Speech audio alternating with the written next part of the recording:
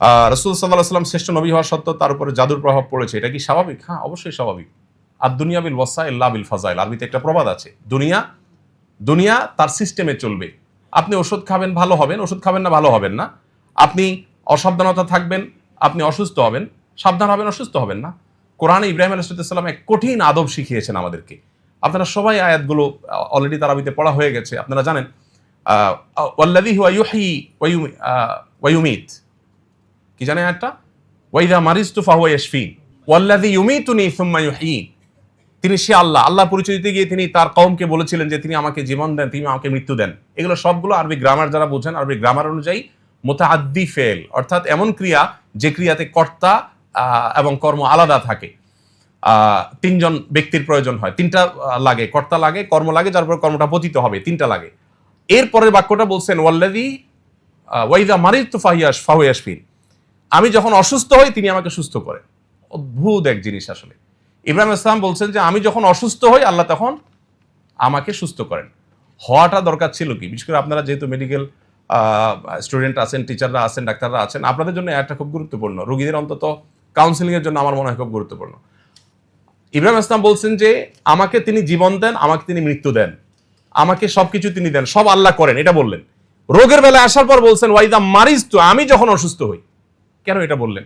এখানেও তো আগের পরের শব্দগুলোর দাবি ছিল এভাবে বলা, ওয়াইদা ইউমরিজুনি ফাহুয়া ইউশফিন। আরবিতে এভাবে বলা উচিত ছিল, মানে আগেগুলোর মিলালে, যে আমাকে যখন আল্লাহ অসুস্থ করেন তিনি আবার সুস্থ করেন। অসুস্থতাটাকে আল্লাহর দিকে সম্বন্ধ করেন নাই, অসুস্থতাকে নিজের দিকে সম্বন্ধ করেছেন। কারণ অসুস্থতাটা আমি বাধাইছি, আমার অসতর্কতার কারণে, দোষটা আমার। আল্লাহ সুস্থ করেন আপন অনুগ্রহে। এখানে আল্লাহর সাথে যেমন শিষ্টাচারের ব্যাপার আছে, তেমনি ভাবে নিজের সাবধানতার ব্যাপার আছে। তো এই জন্য রাসূল আকরাম সাল্লাল্লাহু আলাইহি সাল্লাম বা আমাদের কাউকে যদি জাদু আপনার কোনোভাবে এফেক্ট করে, তো প্রথম কথা হলো যে দুনিয়াতে কোনো কারণে এই এফেক্ট হওয়াটা এটা নবুওয়াতের শানের কোনো খেলাফ না।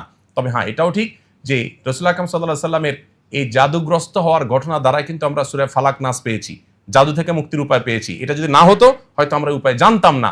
আল্লাহ তাআলা এটা তার নবীর মাধ্যমে ঘটিয়েছেন আমাদেরকে সমাধান দেওয়ার জন্য। বাংলাদেশে যখন 27 রমজান, অন্যান্য দেশে 28 রমজান। এখন প্রশ্ন হলো আল্লাহ তাআলা কি এক এক দেশের জন্য এক এক রাতকে শবে কদর হিসেবে নির্ধারণ করবেন? হ্যাঁ, অবশ্যই। এক এক দেশে যদি এক এক দিন রমজান শুরু হতে পারে, তাহলে এক এক দেশে এক এক দিন শবে কদর, ওয়াই নট? সমস্যাটা কোথায়? এখন একটা মুশকিল হলো আমরা আল্লাহকে আমাদের মতো ভাবি। আমরা চিন্তা করি শবে কদরে আল্লাহ দুনিয়ার আসমানে নেমে আসেন। এখন বাংলাদেশের শবে কদর আজকে রাত্রে, সৌদি আরবে কালকে, তাহলে আল্লাহ আজকে নেমে আসলে কালকে আবার ওখানে নামবেন? মানে ব্যাপারটা আমরা আমাদের মতো করে ভাবি যে আমি এখন এখানে থাকলে, এখন ইবনে সিনা আছি, তাহলে আমি এই মুহূর্তে তো আরেক জায়গায় নাই। কিন্তু আল্লাহ রাব্বুল আলামিন তার শানটা হলো যে কোনো সৃষ্টির সাথে তার তুলনা চলে না। তিনি একই সময় কাউকে মৃত্যু দেন, একই সময় কাউকে জীবন দেন, একই সময় কাউকে হাসান, একই সময় কাউকে কাঁদান। তার সাথে তার জন্য একই সময় অগণিত কাজ করাটা এটা সাংঘর্ষিক না? আমাদের জন্য সাংঘর্ষিক। আমরা পারি না একসাথে একাধিক কাজ করতে, বা একসাথে বিপরীতমুখী কাজ আমরা করতে পারি না। আল্লাহ দ্বারা সবকিছু সম্ভব। বিধায় আল্লাহকে আমরা আমাদের মতো করে যখন ভাববো, তখন অবশ্যই আমরা অনেক উত্তর খুঁজে পাবো না। কিন্তু যখন আমরা এটা জানবো যে আল্লাহ তো স্রষ্টা, তিনি তো সৃষ্টি না। যেমন একটা কমন প্রশ্ন নাস্তিকদের থাকে যে সবাইকে আল্লাহ সৃষ্টি করছেন, আল্লাহকে কে সৃষ্টি করছে? এটা কমন প্রশ্ন না? দেখুন, এই প্রশ্নটাই একটা অবান্তর প্রশ্ন। কারণ আল্লাহকে কে সৃষ্টি করেছেন, এই প্রশ্নের পেছনে লুকিয়ে আছে আল্লাহকে সৃষ্টি হিসাবে ট্রিট করা। তার মানে আপনি আগে ধরেই নিয়েছেন যে আল্লাহ একজন সৃষ্টি, নাউজুবিল্লাহ, তাহলে তার স্রষ্টাকে। আল্লাহ যদি সৃষ্টি হয় তাহলে স্রষ্টা কে হবে? স্রষ্টা তো কাউকে হইতে হবে। যদি স্রষ্টা হবেন, তার আবার সৃষ্টি যদি থাকে, তাহলে স্রষ্টা হলেন কোত্থেকে?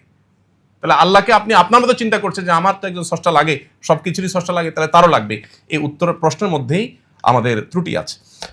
মহিলাদের ব্যবহৃত স্বর্ণের উপর যাকাত হবে কিনা? অবশ্যই হবে। তবে স্বর্ণের মালিককে সেটা আগে ঠিক করতে হবে। মালিককে স্বামী না স্ত্রীটা ঠিক করতে হবে। স্বামী যদি বলে স্ত্রীকে হ্যাঁ তোমাকে দিয়ে দিলাম, তাহলে যাকাত স্ত্রীর উপর প্রযোজ্য হবে। আর যদি স্বামী বলে না তোমার পড়তে দিলাম, তাহলে যাকাত স্বামীর উপরে। এখন এই প্রশ্ন উত্তর আমি ক্লিয়ার পাই না, বহু জায়গায় আমি জিজ্ঞেস করছি। প্রশ্ন আসলে স্বর্ণের মালিকটা আসলে কে? মুখে বলার সময় বেশিরভাগ মানুষই তো চিটারি বাটপাড়িতে আমরা লিপ্ত। বলার সময় একবারে মানে উন্মুক্ত গলা বলে হ্যাঁ ডেফিনেটলি ওয়াইফের, কিন্তু সেই স্বর্ণটাই তার যখন বিদেশ যাওয়ার দরকার হয়, ওয়াইফের অনুমতি ছাড়া বলতেছে স্বর্ণগুলো দাও তো, বিক্রি করে একটু আমার ভিসার টাকা দিতে হবে, কত স্বর্ণ হয়ে যাবে। তো তারই যদি হয় তাহলে আপনি এটা বলার কে? আবার এই স্বর্ণ যদি মহিলা নিয়ে তার বাপের বাড়িতে তার ভাই বোনকে গিফট করে দেয়, আপনি তো চোখ বড় বড় করবেন, স্বর্ণ কই, ব্যাপার কি? তার স্বপ্ন সে দিয়ে দিলে, সে স্বর্ণ তার স্বর্ণ দিলে আপনি বলার কে? এই প্রশ্নের উত্তরটা আসলে ক্লিয়ার না বাংলাদেশে। স্বর্ণের মালিক আসলে কে? মুখে বলার সময় হ্যাঁ তোমার দিয়ে দিছি, কিন্তু আবার খবরদারি করার সময় মালিক সুলভ খবরদারি, এই দুটো তো সাংঘর্ষিক। এজন্য মালিক যে হবে জাকাত সে দিবে, এটা ক্লিয়ার হইতে হবে। তবে হ্যাঁ, জাকাত আরেকজন দিয়ে দিতে পারে তার অনুমতি সাপেক্ষে।